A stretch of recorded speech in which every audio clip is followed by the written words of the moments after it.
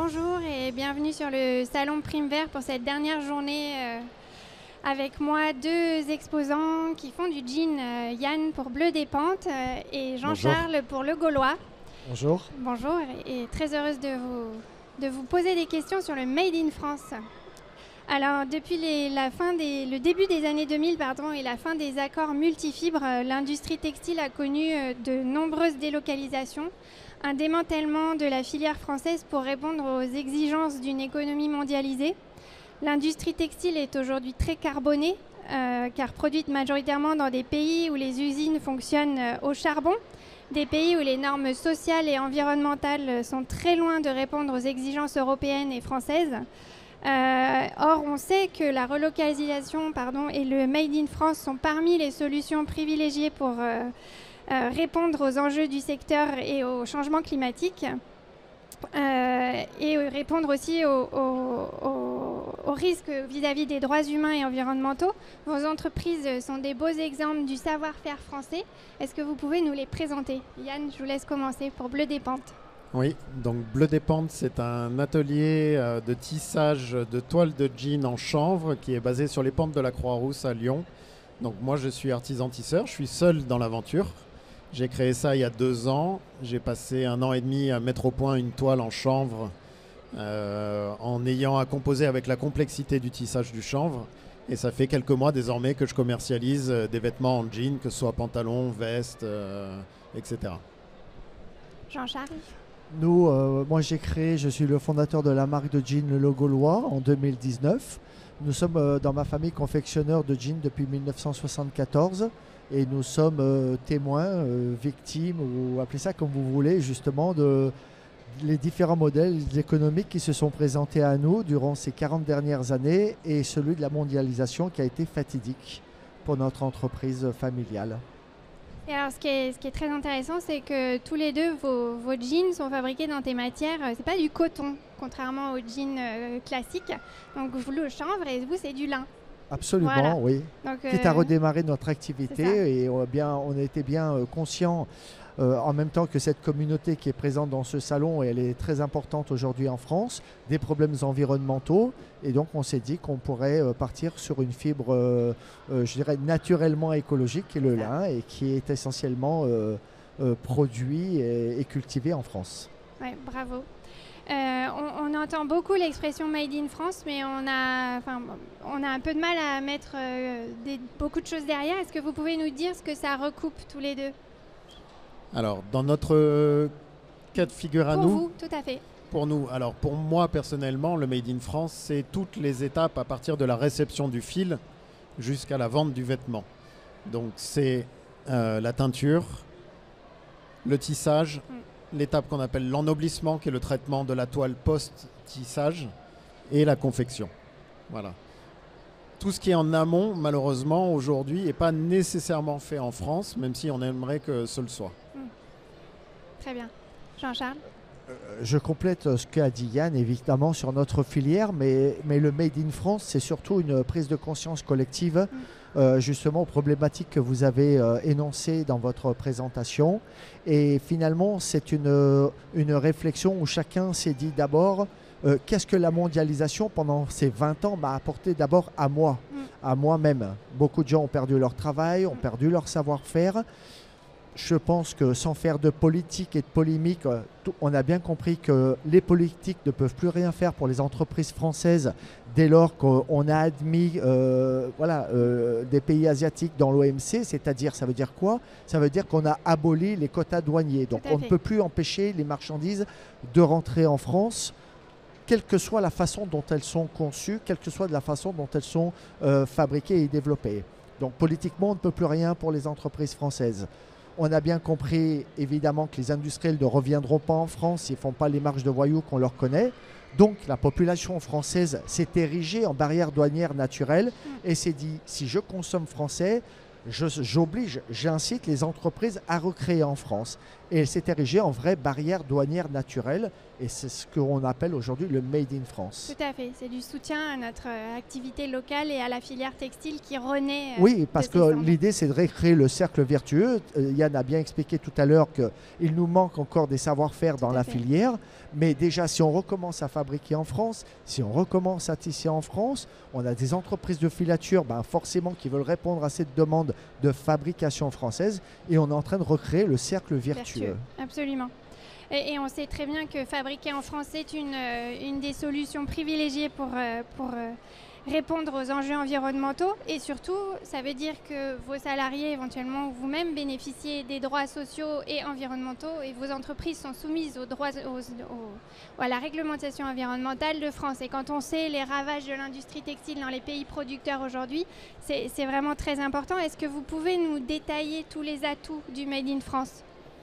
Alors aujourd'hui, clairement, faire fabriquer en France, ça a un coût. Tout à fait. Ça a un coût qui est bien plus élevé que le coût qui est pratiqué à l'étranger, notamment dans les pays asiatiques. Maintenant, on sait, je pense que le consommateur est conscient de savoir où va ce coût supplémentaire, où va son argent. Il va dans la protection des droits sociaux, vous l'avez évoqué, dans le fait qu'on ait des emplois qui soient pérennes pour garantir des salaires minimums, pour garantir des conditions de sécurité au travail également. C'est un autre aspect extrêmement important des normes françaises, surtout dans le textile. Et bien sûr, garantir des normes environnementales qui soient extrêmement strictes, ou en tout cas qui sont bien plus strictes que celles pratiquées ailleurs. En revanche, on revient à la problématique de la définition du Made in France. Qu'est-ce qu'on inclut comme étape dans le Made in France ? Si on inclut absolument toutes les étapes qui vont de la culture jusqu'à la vente du vêtement, alors dans ce cas-là, pas de souci. Par contre, si on considère Made in France un vêtement qui est confectionné en France, mais qui a été cultivé, teint, tissé à l'étranger, alors on sait qu'il y a eu un impact social et environnemental extrêmement délétère sur ces premières étapes-là. Tout à fait. Donc c'est extrêmement important de faire des étapes de tissage, de confection en France. Mais l'enjeu de demain, c'est de rapatrier aussi les étapes amont pour pouvoir répondre à ces enjeux sociaux et environnementaux. Et c'est pour ça aussi, je pense, que Jean-Charles et moi avons choisi des matières premières qui poussent en France. C'est ça. Parce que demain, on sait que lui et moi, sur le lin et le chanvre, vous n'en manquerez pas. On n'en manquera pas et on pourra avoir une chaîne de bout en bout. C'est ça. Effectivement, on ne cultive pas de coton en France. Même s'il y a eu des essais dans le Gers, ça ne fonctionne pas. Oui, on espère que... On fait partie d'une association qui s'appelle Lin et Chanvre Bio, qui a reconstruit la filière chanvre textile française. L'idée fondamentale, l'objet de cette volonté de réhabiliter le chanvre, c'est qu'il pourrait pousser en grande quantité, en France, en Europe. Alors les avantages du chanvre, elles sont...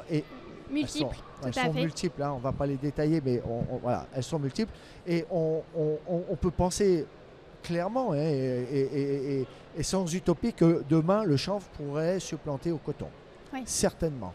Certainement. Voilà, une volonté. Maintenant, on réhabilite le savoir-faire. Il faut une vraie volonté politique, une vraie volonté collective et professionnelle de valoriser le chanvre. Je pense que ça peut être intéressant aussi de rappeler les vertus du chanvre quand même, qui est trop souvent oublié, alors qu'avant, c'était une plante qui était très utilisée dans le textile. Peut-être, Yann, sur le chanvre, parce que c'est quand même une plante magique. Alors, je ne sais pas si je vais être exhaustif, mais on peut dire que... les plus importants, en tout cas. Alors, parmi les vertus, déjà, on sait que ça pousse sans arrosage supplémentaire aux eaux de pluie. Sans intrants. Donc, sans intrants, sans pesticides. C'est un très bon capteur de CO2. Voilà. C'est un très bon dépolluant des sols également. C'est très utilisé pour les transitions agricoles ou pour reminéraliser les sols. C'est très résistant comme fibre. C'est extrêmement résistant, c'est thermorégulateur, antibactérien. Voilà. Ça a énormément de propriétés en effet. Oui. Ouais, je pense qu'il faut lui rendre sa place chanvre. Absolument, Voilà. absolument. Même si aujourd'hui on peut parler de certains cotons bio Oui. ou certains cotons qui sont cultivés de façon raisonnée en Grèce par exemple et qui a des vrais efforts Tout à fait. environnementaux et aussi humains dans la culture du coton qu'il faut aussi respecter et rappeler. On a en France la chance d'avoir le lin. Alors le lin qui est en quantité limitée parce que voilà, Tout à fait. voilà c'est très régionalisé. Absolument. Et quand vous avez fait pousser du lin une année sur un champ, vous devez attendre 6 ans pour en refaire, alors que le chanvre peut se développer de façon plus industrielle. Oui, Hein? tout à fait. Oui, absolument. Il existe de très nombreux labels pour le textile. On ne va pas tous les citer, évidemment. Ils offrent des garanties et il y a des labels pour le Made in France. La traçabilité, la transparence, c'est vraiment des gages très importants pour la confiance du consommateur. Et vos sites internet, pour ça, sont très intéressants à consulter. Qu'est-ce que vous pensez des labels? Est-ce que pour vous, c'est un outil pour vos entreprises et aussi pour le consommateur? Jean-Charles. Alors nous on est labellisé Origine France Voilà. Garantie. Alors clairement qu'est-ce que ça veut dire? Pour avoir ce label, on a un contrôle annuel de nos factures qui en général est au mois de janvier et il faut que 55% du prix de revient de nos produits soit redistribué au marché français. D'accord. Donc à partir de là, vous avez le label Origine France Garantie. Si je peux faire un peu la promo et Je vous en prie. merci. Donc le Gaulois, grâce à sa fibre d'origine française évidemment, nous sommes à 95% Origine France Garantie. Voilà. D'accord. Yann, ton point de vue sur la question des labels éventuellement, il ne me semble pas que le chanvre fasse l'objet d'un label, en tout cas je n'ai pas à ma connaissance. Non, Pas encore. et j'en Ouais. bénéficie pas. Pas encore. J'en bénéficie pas. Après, je pense que l'existence de labels est important, mais qu'on n'est pas, on ne doit pas nécessairement attendre l'existence de à labels fait. pour expliquer notre démarche. Absolument. Je pense que la transparence, elle est possible dès aujourd'hui et sans label. Et je pense que plus on est transparent, notamment sur les aspects imparfaits de nos démarches, Oui. plus on saura expliquer aux consommateurs pourquoi potentiellement il y a des choses améliorables et comment on va les améliorer dans le temps, et plus ils sont enclins à accepter c'est ce qui est entre guillemets des imperfections, en tout cas des axes d'amélioration. Tout à fait. Alors qu'on pourrait penser qu'un label garantisse de façon absolue Exhaustive. l'activité d'une marque, et ce sera jamais le cas en fait. Le label remplacera jamais la transparence qu'on se doit d'avoir en tant que marque vis-à-vis de nos consommateurs. Donc je trouve que c'est bien, mais ça suffit pas. Tout à fait. Et alors, la précédente petite table ronde, Ardelaine proposait une espèce de label inversé. En fait, vous qui avez des entreprises vertueuses et qui essayez tous les jours de faire bien, en fait, la norme, ça devrait être que les entreprises qui font du conventionnel soient, elles, estampillées et qu'on n'ait plus à se poser la question, en fait. Et je pense que ça, peut-être un jour, on peut rêver, mais en tout cas, ce serait bien de pouvoir valoriser vos entreprises sans passer par ce biais qui, en plus, est parfois très coûteux d'obtenir les labels. Alors, on sait que les enjeux ils sont énormes pour répondre aux accords de Paris. L'industrie textile a bien sa part dans les émissions de gaz à effet de serre mondiales. En un mot, quel serait votre souhait pour les années à venir, pour vos entreprises et pour la filière? Jean-Charles. J'ai surtout un souhait de savoir quel héritage on va laisser à nos enfants. Et je pense qu'il y a une prise de conscience dès aujourd'hui de qu'est-ce qu'on veut laisser dans 20 ans ou dans 30 ans à cette planète unique qu'on doit partager tous ensemble. Alors, je pense qu'il faut rester optimiste parce qu'il y a quand même des vraies actions.